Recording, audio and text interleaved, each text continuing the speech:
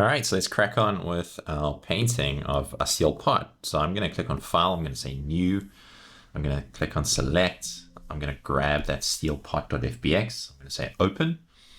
Please note that my document resolution, by default, it opens at 2048. And I've already explained that in the previous lesson. This helps to keep the painting process just a little bit smoother. And it's based off your graphics card.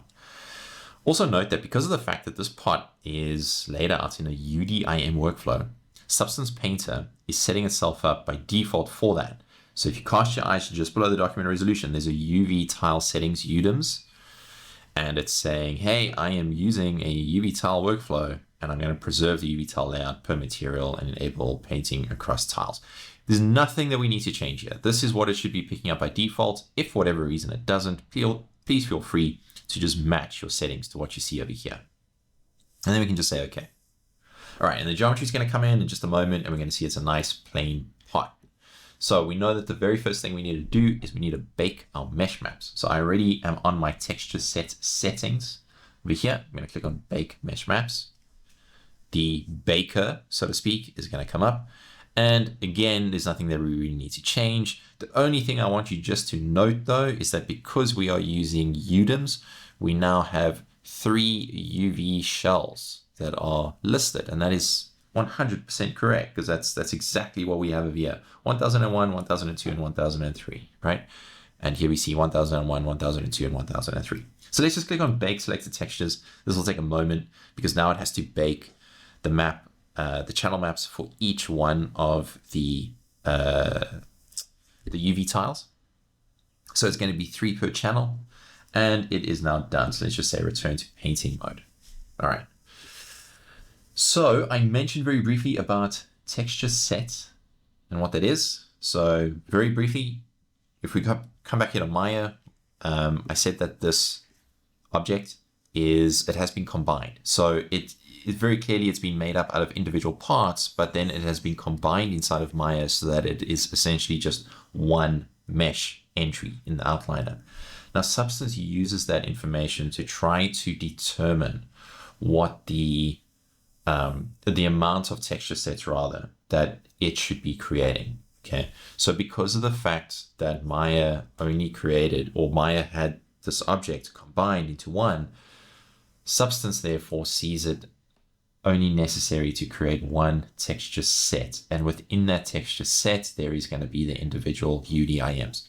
If we didn't do this, if we kept it separate inside of Maya, then potentially what would have happened is that Substance would have created a texture set per part. So there would have been one for the handle, or handles, I should rather say, one for the pot itself, one for the lid. It's not a nice way of working. So just take notice of how this has been prepped, because this is very much what I would refer to as being more of the standard and the hassle-free approach to things. Okay.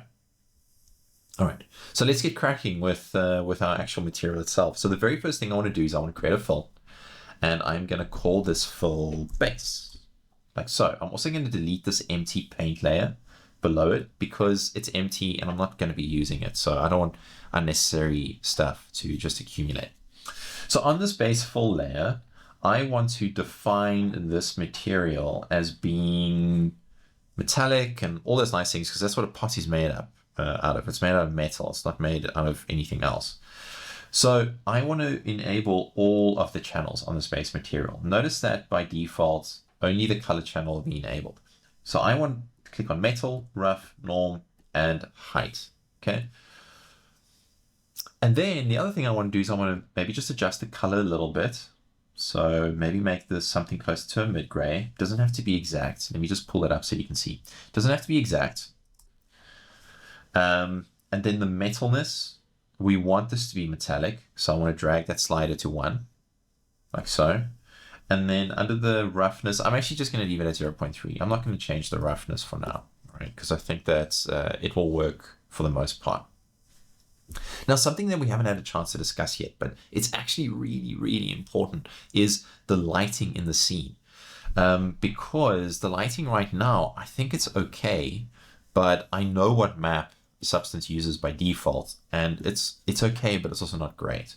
So the way that we change this is we head on over here to the far right hand side, this little small sliver of a toolbar. There's an icon here which is for settings, and it's the monitor with the gear in the middle of it. Just click on that, and then here at the top left there's these three icons, and the one on the far left, this is your environment settings. Okay, so just make sure that that is enabled. And then if you cast your eye down, you'll see that there's environment map, and the slot, it says panorama. So if we just click on that, we'll see that this is how we can load in various maps. So just go ahead and just click on any map that you see, and you'll see that automatically your lighting will change, right? And so therefore also the name of the map will change. So I think might be a good one is this one called Glazed Patio. Okay, notice how this map is providing more of an all-round color, not color, but light, I should rather say. And its color isn't too tinted. It's definitely tinted in the fact that it's got a warm feeling to it, but it's not overkill. I feel like we can still work with this, and it's going to be nice and helpful. Because of the fact that this material is metallic, the amount of light that is being reflected and that overall ambience, so to speak, is going to be quite essential for us to actually see details. All right.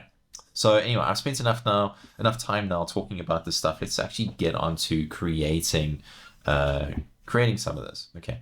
So we're going to stick here with the base, and I want to right click, and I think that this is a good opportunity for us to actually use filters. So I'm going to right click on the base material. I'm going to come down to where it says add filter. And notice how I've created this nested filter. That means that this layer, it contains a filter and it's nested inside of this material, right? So heading down to the properties, I'm going to click on filter, and I am looking for the filters that all have these metal orbs as their icons, right? And the one that I'm actually most interested in is this one here. And it's this matte finish brush linear. So I'm going to click on that. And we can see that this creates this very cool brushed metal look. Now, brushed metal is something that is very commonly occurring on appliances and that sort of stuff, right? So this is the first thing that I'm thinking of. And while I think this looks great, I think that it needs some adjustment. First of all, it's running in the wrong direction, right? I need it to be running this way. And then the other thing is that I don't actually want this brushed metal look to occur everywhere. I'm actually just wanting it on the base of this pot over here, and mostly just the walls, these side walls. But let's just take this on one thing at a time. All right. So let's start by adjusting the rotation. Under the properties over here, we have a rotation, and notice how we can just simply adjust that. Nice and easy. All right. I'm going to set that to 90 degrees, like so. And how well this plays with the UV shell depends on how much time you spend actually doing your layout properly, right? So notice how the walls of this pot over here, notice how they got a nice vertical layout, like so. If they were skew, then this would be a lot more of a struggle, okay? So it pays to take time while doing your UVs. Anyway, getting back to this. So now we've got this sorted out. So that's all right. I think the next thing is that the scale feels a little bit off for me. I feel like it could increase a bit. So I'm just going to drag this up to something like 11. And that's starting to feel a little bit more interesting and a little bit better. All right. So yeah, I kind of like that. What else? What else is there? There's the brush intensity. It's definitely way too intense. So we can drag this down. We want to make it more subtle. Subtlety is really a word that's going to come up a lot. In that when it comes to creating these effects for, or any kind of texture approach, I should rather say, your ability to subtly build up detail is really what's going to lead to a very, very pleasing result. So I've just left this at something like about 0.1. It doesn't have to be exact values. You can just find what works for you. But now I'm finding myself in a bit of a situation in that I want this to only apply to the walls of the pot, but I've got no way of masking it correctly at the moment. Okay, so what I'm going to do is I'm going to click on this layer. I'm going to create another fill, and I'm going to call this brush metal, like so. Okay, and then for the brush metal here, I'm going to create a mask, Well, in fact, before I create the mask, I actually first just want to take this filter and I want to transfer it from this base material to this brush metal material. We can actually do this just by clicking and dragging. And this is what's quite useful with Substance, or at least you used to be able to do that, unless I'm really misremembering things. So let me just go ahead and just first create a filter like so. And now let me just drag that. There we go. All right, so don't do what I did and just click and drag. First create a filter, and then for some reason, only then it seems to work.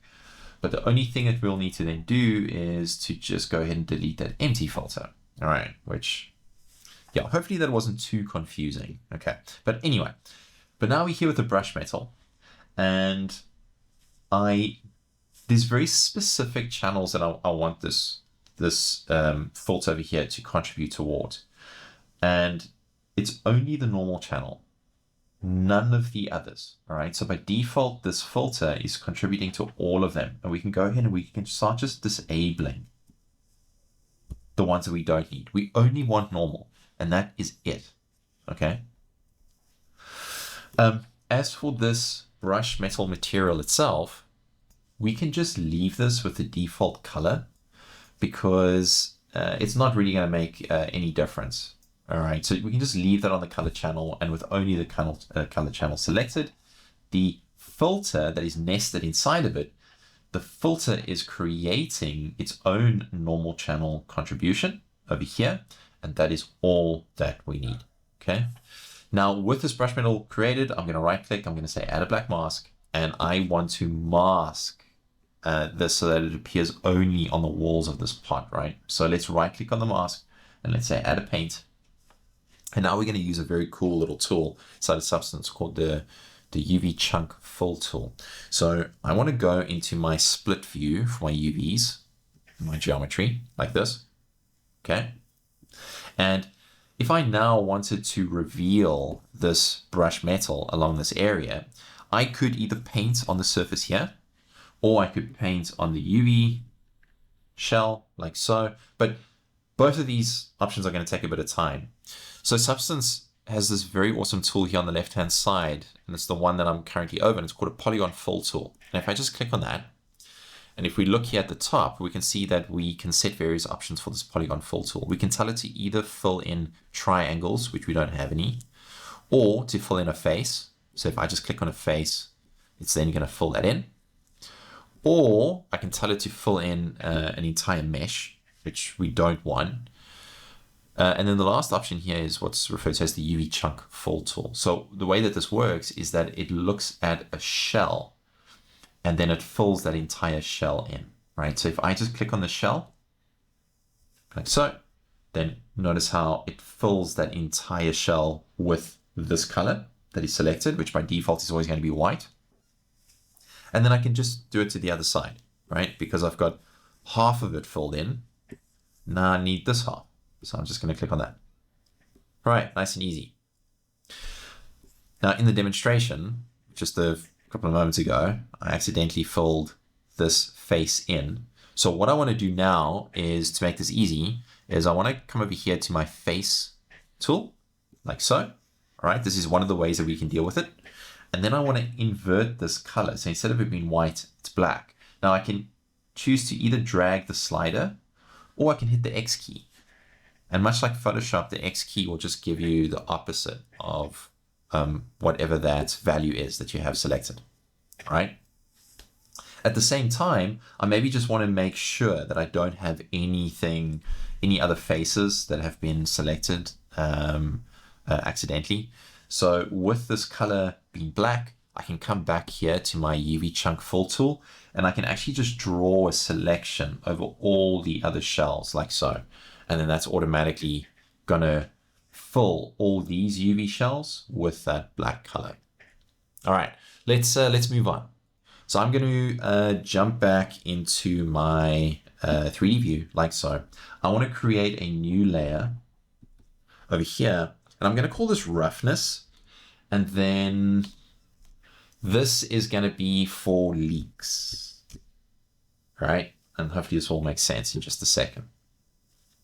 So for this roughness leaks, I want to start introducing, I should rather say, grime into this. So I'm thinking, like with a pot that's been used, there's often like moisture and liquid and the contents that have run down at some point, and it's created these interesting looking stains and all these things that tell us a story that it's been used and all that other jazz, right?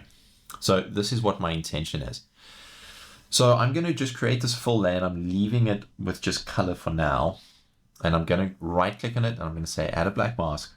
And then I'm going to right click on that mask, and I'm going to say add fill. And then under the fill over here for this slot, I'm going to click on this, and Substance has got a very nifty search function over here. And I want to just literally type in the term leaks, okay, or L-E-A-K. You don't have to go plural on this one. You can just say leak in this case.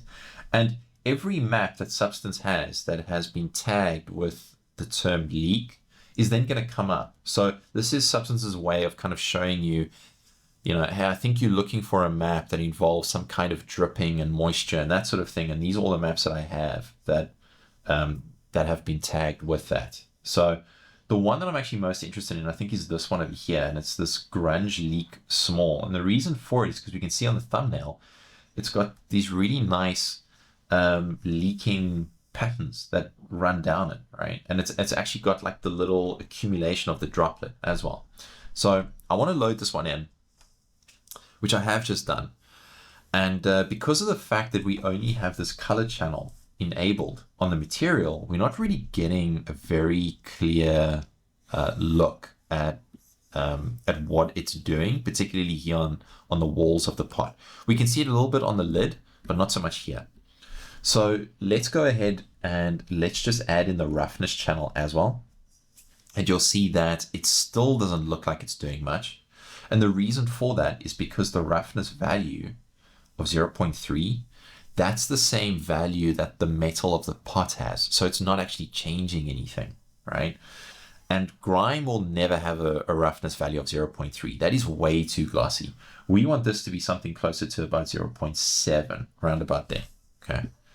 And note how as soon as I drag that up, well, now suddenly we're seeing a much better reveal of this, this grunge texture. Now, let's just find a spot here, and this one will actually work over here, okay?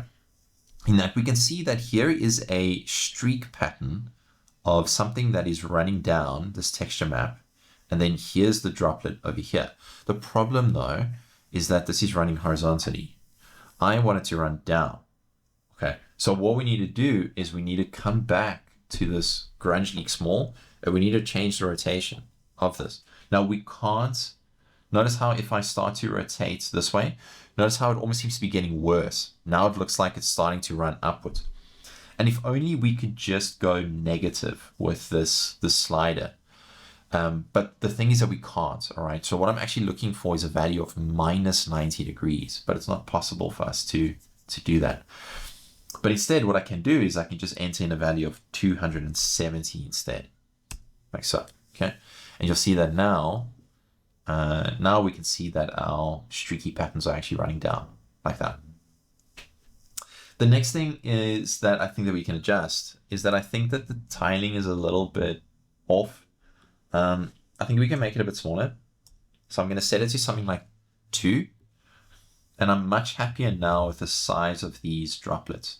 Okay, they were just feeling too large and very unnatural in that sense. The next thing I think for the color, we can make this color a bit brighter, but not too much brighter. In fact, it actually wasn't too bad where it was.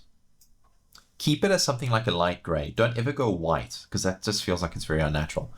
But because it's grime, and it's like the kind of spill and leak kind of grime, that sort of thing, we do definitely want it to have a light color to it. Okay, so just making sure that it's a light gray will be great. One more thing I just want to point out before I forget is that on this map itself, you have other things that you can control. So for instance, the balance, if you increase the balance, then it just pretty much becomes all grime at some point, which is not great.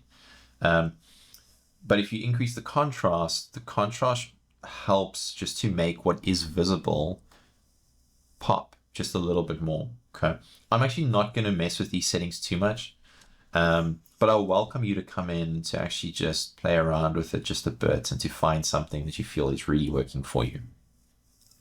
At this point, I actually just want to add in just one more layer of roughness. So I'm going to click on this fill layer over here. And instead of this roughness describing leaks, I actually want this one to describe stains, which in my mind is a bit different, right, to what leaks are. So going to go through the process the same way that we did before. Going to create this stains over here. And based off of what we already know from this roughness layer, we know that we want color and we know that we also want roughness. And the roughness in this case, we also want it to be something like a 0.7, around about there, because of the fact that, again, it's grime, and grime is not very glossy. The color, though, I don't want this to be the same color as what the leaks are, all right? I actually would prefer it if this was maybe just something that was maybe just a slightly darker. That way it just creates a bit more interest and variation in the layers as we are building it up. So let's go ahead now and let's just create that black mask. So add a black mask, like so. And then we're going to right click on that and say add a fill layer. And then in this fill layer, what I'm looking for now is, can type in stains. All right. And the one that I think might be interesting, whoops, let's just try that again. Type in stains. The one that I think might be quite interesting is this grunge stains leaky over here. Okay, so just gonna click on that one, and you can see that this is actually quite cool because this looks like something that you would see on your on your mom's pot at home or something like that, right? Where as time goes on, or maybe like after something has been made, supper's been made, that sort of thing, you get like these very interesting looking grime spots and all this sort of stuff. The idea is just that it's telling a very interesting story, and that's what we're after. Okay, so this actually works pretty well. You are welcome to come in and then to adjust this map using all the ways that I've already shown in terms of balance and contrast, as well as if you want to adjust tiling.